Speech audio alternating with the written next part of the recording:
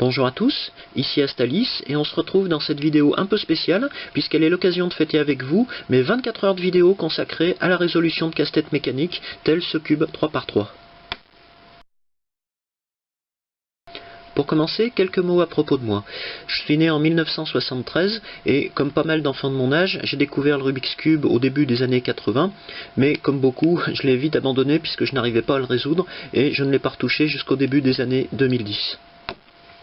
C'est à peu près à cette époque que j'ai constaté un gros regain d'intérêt sur la toile par rapport à ces casse-têtes et leurs dérivés, et aussi le développement de nombreux nouveaux modèles, et en particulier de cubes de plus grande taille, comme par exemple ce 7×7, développé par Verdès et connu sous le nom de V-Cube 7.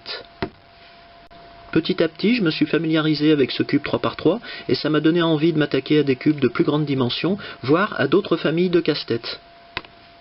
À cette époque, il existait bien sûr déjà des vidéos d'aide à la résolution de ces casse-têtes sur la toile, mais elles étaient en grande partie anglophones, et c'est donc à partir de ces vidéos que j'ai pu me former progressivement à la résolution de différents types de casse-têtes. Parmi les contributeurs majeurs de mon retour dans le milieu des cubes, je dois remercier RedKB, Crazy Bad Cuber et surtout Super Antonio Vivaldi, qui est, je pense, la personne qui m'a permis de retourner sans douleur dans cet univers. J'ai également regardé ce qui existait du côté des vidéos francophones, et à ma grande surprise, je suis surtout tombé sur des vidéos qui me paraissaient bien compliquées pour des débutants, ou assez confuses dans leurs explications.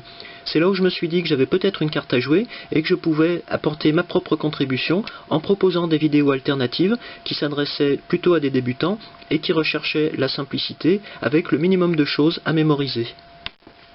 J'ai donc commencé à poster fin 2012 des vidéos sur YouTube et Dailymotion que j'ai regroupées en playlists correspondant chacune à une famille particulière de casse-têtes. Aujourd'hui, un peu plus de 3 années plus tard, j'ai en ligne un peu plus de 80 vidéos dédiées à la résolution de casse-têtes que j'ai réparties en 7 playlists dont vous retrouverez un lien dans la description de cette vidéo. Et je vais illustrer maintenant ces 7 playlists par quelques exemples. Sans surprise, la première playlist que j'ai commencée concerne la résolution de cubes standards à 6 couleurs, comme ce 2×2, mais également des cubes de plus grande dimension, comme ce 7×7 que je vous avais déjà montré. Mais on trouve également dans cette playlist des dérivés plus ou moins exotiques, comme par exemple ce Mirrorblocks qui se déforme lorsqu'on le mélange. Peu de temps après la playlist consacrée aux cubes, j'ai entamé une autre playlist consacrée cette fois-ci aux cuboïdes. Ce sont des casse-têtes qui reprennent l'architecture générale des cubes, mais qui comportent un nombre différent de pièces suivant leurs 3 dimensions. J'ai ici un 2×2×3 dans les mains, mais il existe des cuboïdes de plus grande taille, comme par exemple ce 4×4×6. Pour ma troisième playlist, je me suis intéressé à un autre type de casse-tête, des casse-têtes en forme de pyramide et comportant non plus 6, mais 4 axes de rotation, à l'image de ce Pyraminx, qui représente le casse-tête le plus simple avec cette architecture. Mais il existe bien sûr d'autres casse-têtes avec un degré de complexité supérieur.